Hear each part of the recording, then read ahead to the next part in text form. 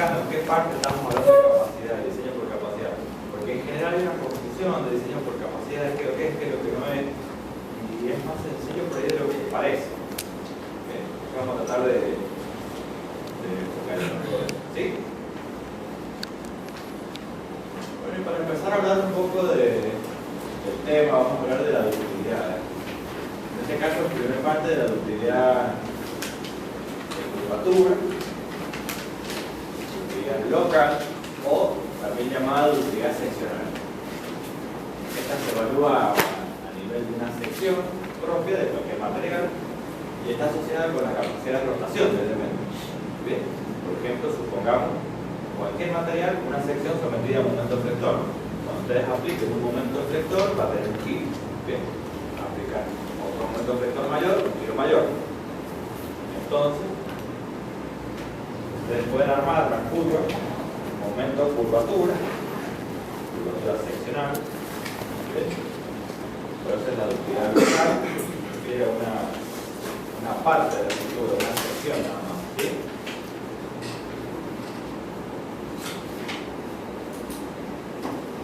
Entonces, por ejemplo,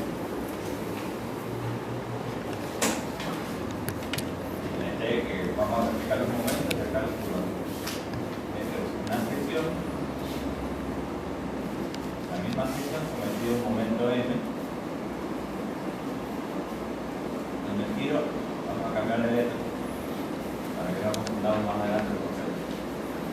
¿Sí? Entonces, si le aplico un momento, tengo un giro. Por acá. Si aplico otro momento, tengo otro giro. Se va a llegar a un punto en que esa curva se hace horizontal. O sea, la sección plastificó. ¿Está bien? Esta sección puede ser de hormigón armado, por ejemplo. Entonces, cuando los aceros entren en influencia, los aceros fraccionados entren en influencia, vamos a estar en este punto. ¿Bien? A partir de ahí, en general, es prácticamente horizontal, puede tener una pequeña curvatura de endurecimiento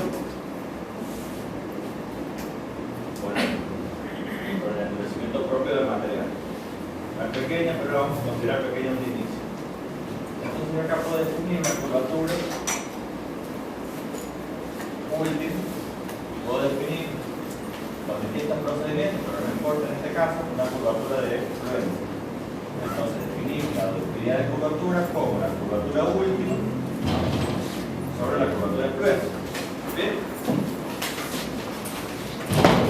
Bueno, el concepto de plasticidad y ductilidad que tiene que ver con las materias, ¿verdad? Perdón, el verde no se ve bien de acá. ¿No se ve bien? No. Vamos a cambiar.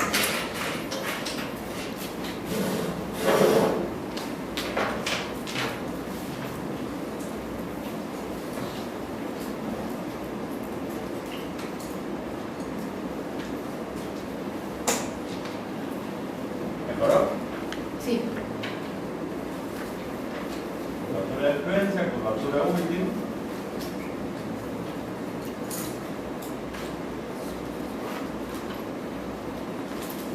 Ductilidad de curvatura última sobre curvatura de influencia. Entonces dijimos que vamos a evaluar a nivel de una sección. Por ejemplo, de hormigón armado, estamos hablando de un edificio de hormigón armado, aquí estamos en la parte 2, o de cualquier material. ¿Bien?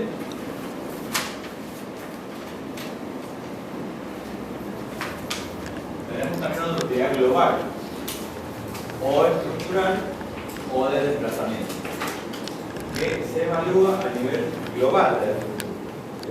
Por ejemplo, ustedes tienen un pórtico.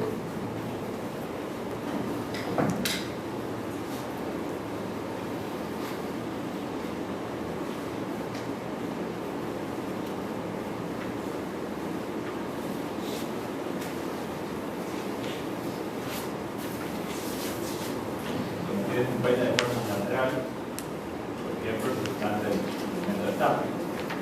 Este pórtico va a tener un desplazamiento, una deformación.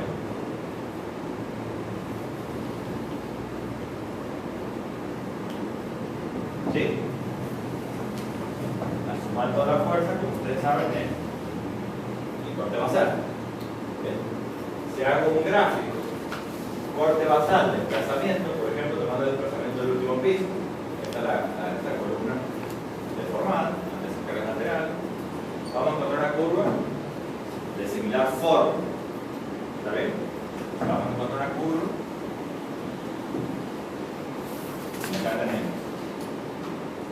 soporte basal y acá desplazamiento. Va a ser lineal hasta un momento que va a empezar a clasificar y se va a hacer horizontal. Vamos a definir entonces el desplazamiento último, el desplazamiento de fluencia y la ductilidad de desplazamiento, igual que antes, desplazamiento último sobre desplazamiento de fluencia. Está bien, esa es evaluada a nivel global de toda la estructura, por eso es ductilidad global o estructural, basada en el desplazamiento. Bien, ¿se acuerdan la parte 1 anterior que era explícita cuando hablaba de ductilidad de sistemas estructurales? Decía, por ejemplo, ductilidad 5 para pórticos, hormigón armado y demás. Esa ductilidad 5 es ductilidad de desplazamiento global. Bien, ¿por qué me repetí el elemento anterior? Porque el nuevo, ¿se acuerdan que tiene factores de reducción R? Donde entra la sobreresistencia y la ductilidad. Por eso me repetí el elemento anterior que es explícitamente ductilidad nada más. Pero, cuando nosotros dividimos para obtener nuestro coeficiente sísmico, tomamos la pseudo-aceleración que corresponde al periodo de la estructura y lo dividimos en un factor de reducción R, ¿verdad? Ese factor de reducción R que funciona, entre otras, de la ductilidad, es de esa ductilidad, de la ductilidad de desplazamiento, ¿verdad?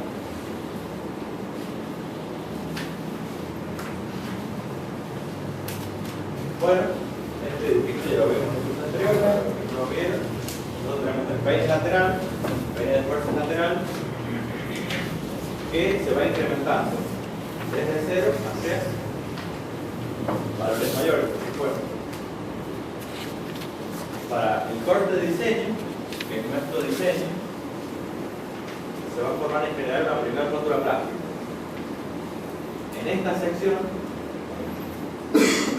el diagrama seccional para esta sección de viga está por acá. Ya ha entrado en influencia, por eso se formó la rótula plástica, se dice. Bien. Para estos otros dos extremos están algo marcados y estamos ya muy próximos, estaríamos por acá en el curso. Bien. Entonces, para este punto, esta curva que está acá es la de abajo. Bien, entonces vamos a ver cómo formamos la de abajo.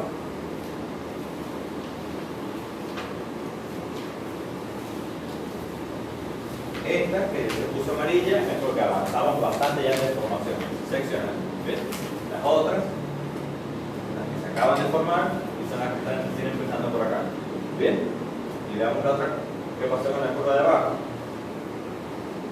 ¿Sí? Hay una secuencia de formación de rótula plástica. Avanza el mecanismo de colapso, la curva, hasta que llega al estado último, donde tenemos el corte último con una sobreresistencia estructural. Bien, ya estaríamos acá en el estado último y la mayoría de las rótulas plásticas ya están bastante deformadas. Bien, ustedes saben lo que es una rótula plástica, ¿verdad? Estoy hablando de eso, pero ¿estamos claros lo que es? Físicamente, es que la sección ya tiene deformaciones tan importantes que prácticamente se producen deformaciones sin aumento apreciable de resistencia. Bien, o sea, matemáticamente estamos ya insertos en esta parte de la curva seccional, no en la parte lineal del inicio, ¿verdad? Entonces, el concepto es que para desarrollar la curva estructural tengo que tener rótulas que sean capaces de desarrollar ductilidad local. ¿Está bien? O sea, la ductilidad global es función de la ductilidad local. Si yo tengo secciones frágiles, las secciones que no posean ductilidad seccional, nunca voy a poder desarrollar ductilidad global. ¿Está bien?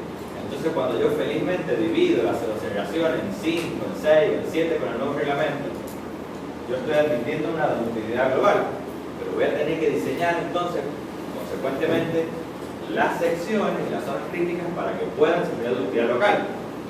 ¿Está bien? Porque si mis secciones no son dúctiles y no desarrollan ductilidad, nunca voy a poder obtener ductilidad global. Nunca voy a poder tener 5 o 7 de ductilidad global y no podría reducir el coeficiente sísmico. ¿Está bien? Entonces esa sexta acción es muy feliz porque yo divido la acción sísmica en 5 o en 7 trae aparejado que yo tenga que diseñar mis secciones de hormigón armado en este caso para dotarlas de ductilidad seccional, para poder hacer eso con el coeficiente sísmico, si no me estoy mintiendo. ¿Está bien?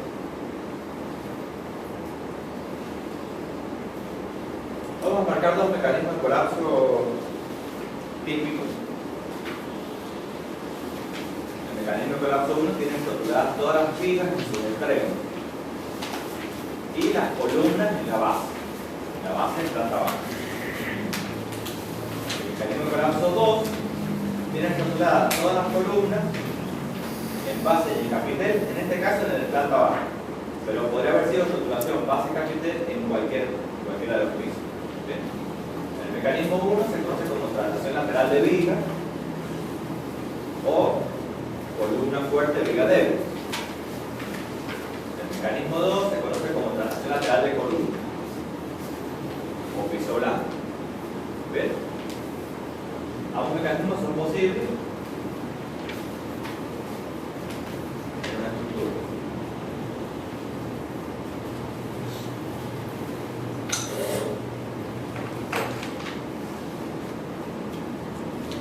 No sé si lo llegan a leer, pero ustedes tengo entendido que lo tienen en diapositivas. Acá tenemos en el renglón del medio las ductilidades seccionales necesarias para el mecanismo de translación lateral de columna. Ductilidades locales necesarias a nosotros las prácticas para este mecanismo. En la columna, en la fila de abajo tenemos las ductilidades locales necesarias para el mecanismo 1. ¿Bien? Y hay dos columnas, una para 3 niveles y otro para 10 niveles. Vamos a empezar por el último renglón, que es el mecanismo 1. Si tengo 3 niveles, necesito rótulas para desarrollar una ductilidad global de 4. Esta la vamos a mantener constante, ¿sí? Para desarrollar una ductilidad global de 4, es decir, tener un 4 acá y dividir en un número muy próximo a 4 el coeficiente sísmico para obtener el coeficiente sísmico, ¿sí? Yo necesito ductilidades seccionales en estas rótulas de 16 si tengo 3 pisos o 18 si tengo 10. O sea, este giro último tiene que ser 16 o 18 veces más grande que el giro de prudencia, depende si tengo 3 o 10 niveles. ¿Está bien?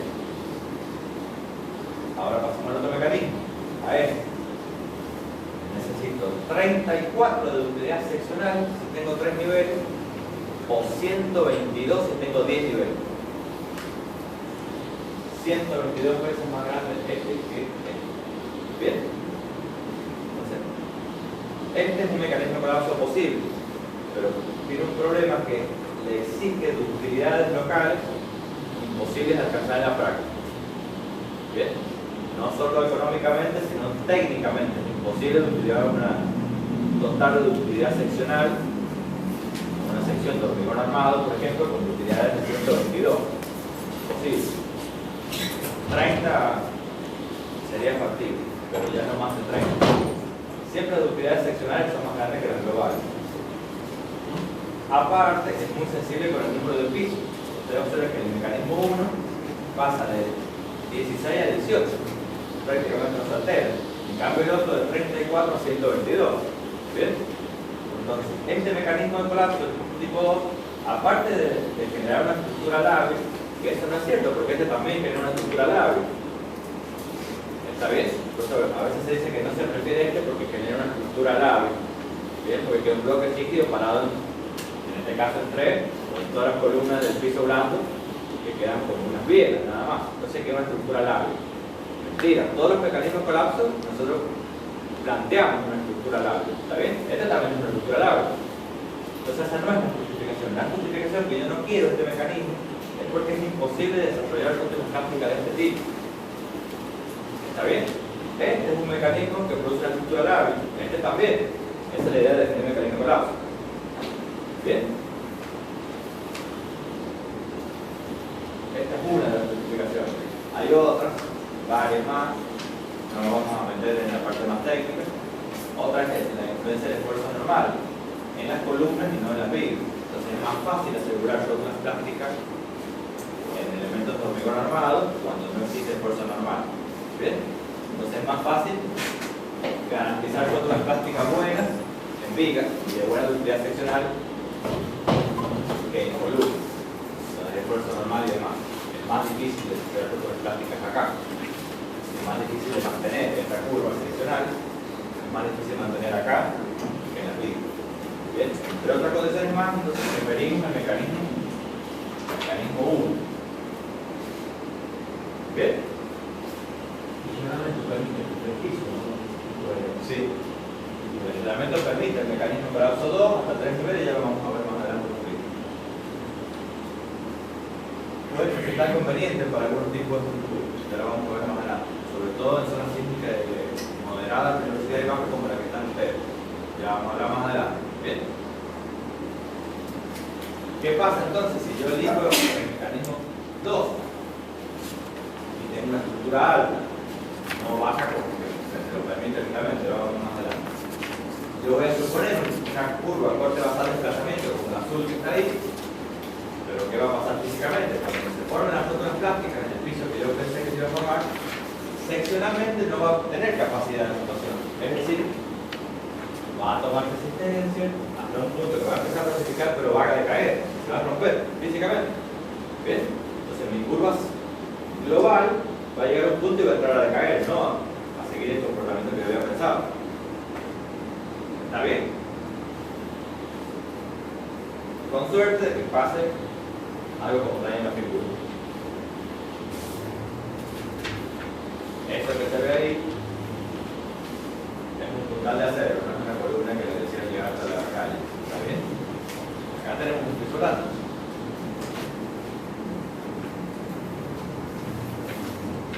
Fisurante. ¿Bien? Piso blando que directamente sanguchito y se fue. No está más. ¿Bien? Esta estructura, si bien no se ve, pero no era demasiado alta, al igual que esta.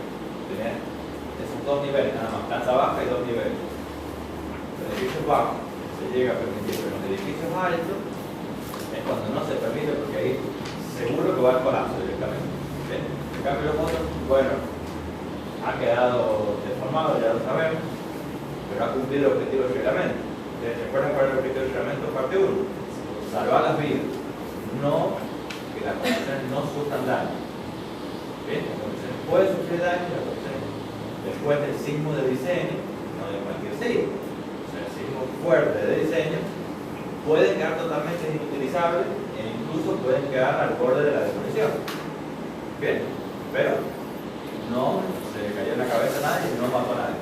Bien, entonces estos dos mecanismos, si vienen, están ya al borde del colapso, pero no han colapsado, entonces han sido satisfactorios para el reglamento. Bien, para el diseño actual. Ojo, ese no es nuestro reglamento, todos los reglamentos tradicionales del mundo son así. Bien, todos los reglamentos del mundo admiten daño, lo que no se admite es colapso, nada más. Ahora sí es de inadmisible. Imagínense que si todas las personas o todo lo que haya estado en ese piso no existe, eso sí hay que evitarlo.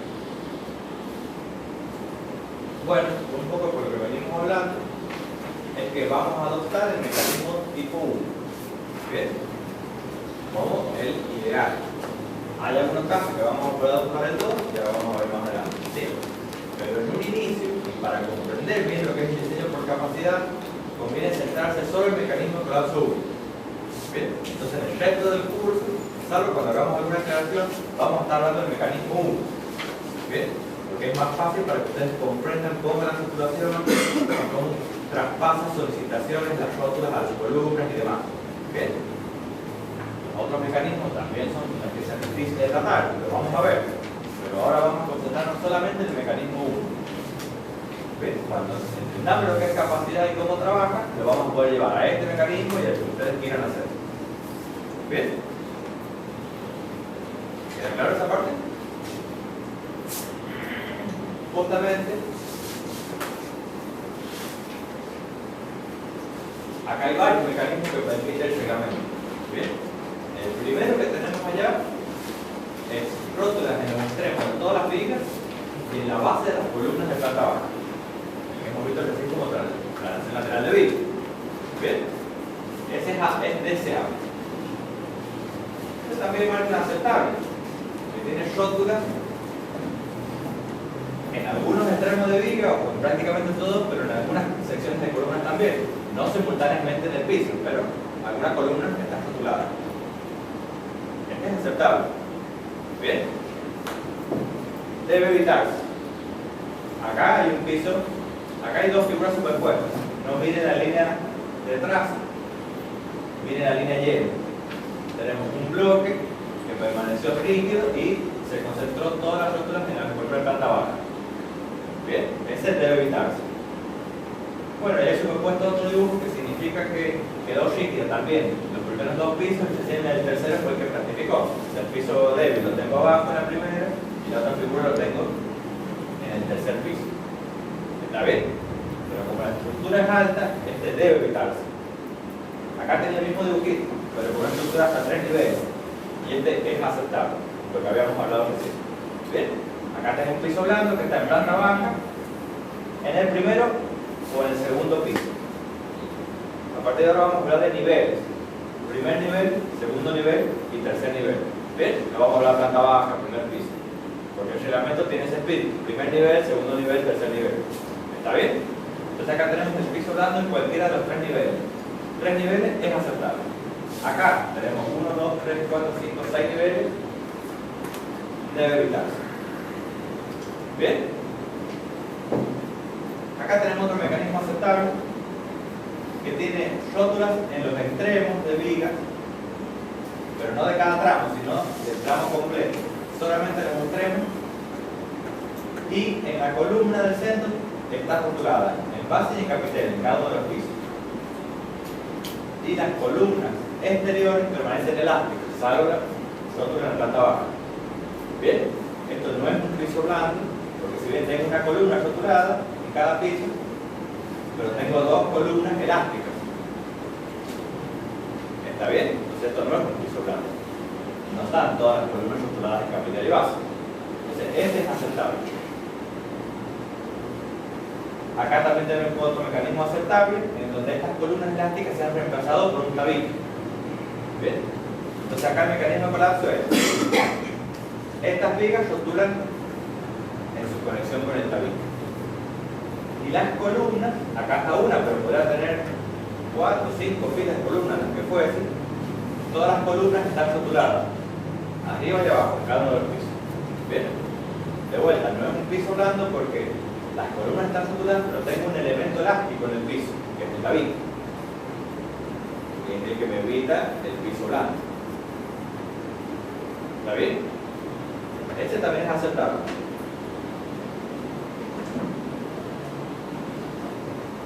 Bueno, abajo tenemos otro de 3 tabiques temporadizos, por supuesto deseable.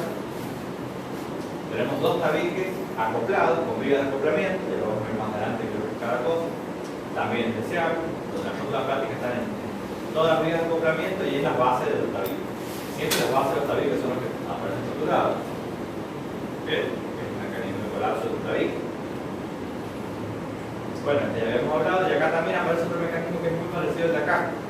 ¿Se acuerdan que habíamos dejado 2 columnas elásticas y una rotulada? Acá siguen estando las 2 elásticas, pero acá hay más columnas rotuladas. ¿Bien? La mayoría está rotulada y hay pocas elásticas. Entonces acá se puede aplicar, pero ya el factor de reducción lo tengo que cambiar. Ya no puedo usar el 7 que salía en la tabla. ¿Bien? Factor de reducción más chico, porque ya son varias columnas las que están rotuladas y son muy poquitas las que han quedado elásticas. En aquel caso teníamos una columna rotulada de 2 elásticos. Acá tenemos 3 rotuladas y 2 elásticos. ¿Bien? Entonces, como les digo, el mecanismo lo pueden elegir ustedes. El reglamento le da algunos mecanismos típicos, pero ustedes pueden elegir otro mecanismo para. ¿Bien?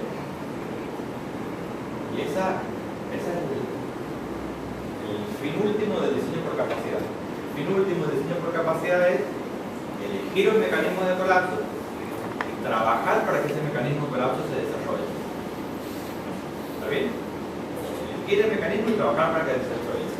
Como les dije, vamos a hablar en un principio de este mecanismo. para que ustedes comprendan cómo trabaja el diseño por capacidad. Después ustedes van a aplicar cualquiera de los otros, lo que ustedes propongan, porque ya van a saber cómo se manejan las solicitaciones. Bien.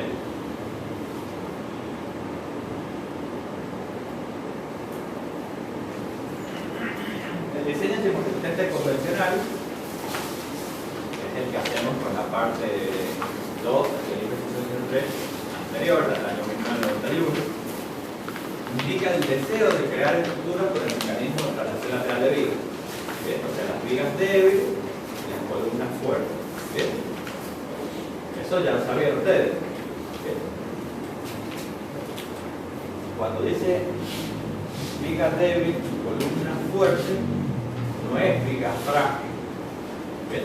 Hay que confundir el concepto de fragilidad con fuerte o débil. Sí, fragilidad es esta sección tiene una cierta ductilidad.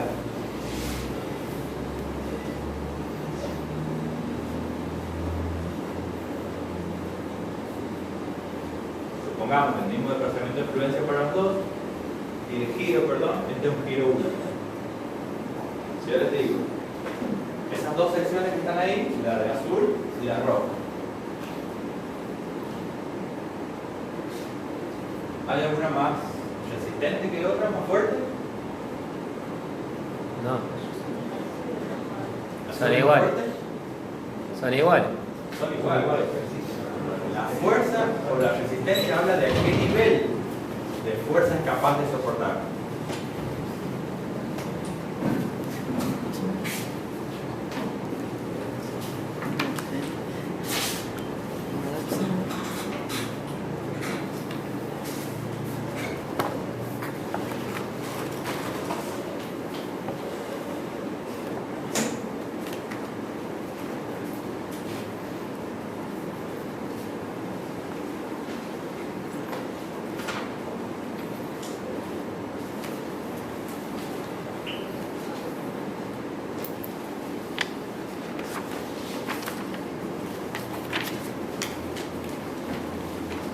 La resistencia se mide en la capacidad de absorber fuerza. Esta sección de azul es más resistente, es más fuerte que la roja.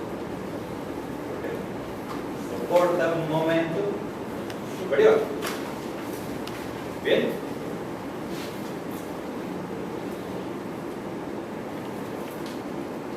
Entonces el criterio de resistencia es la fuerza que soporta. Un momento más.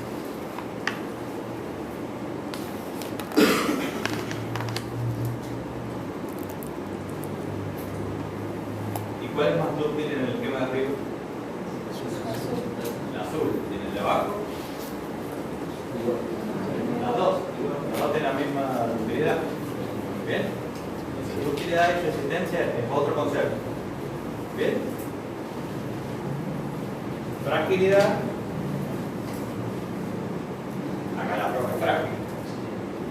¿Está bien? Y la azul es la dúctil.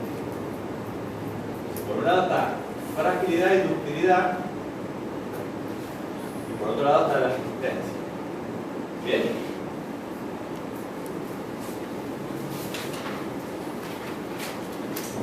Por eso acá dice columna fuerte y viga débil.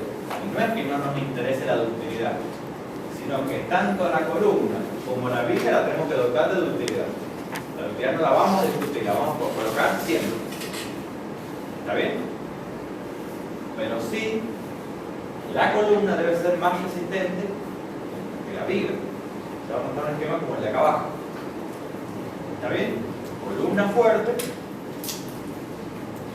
sería la azul, viga débil sería la roja. Pero las dos tienen ductilidad.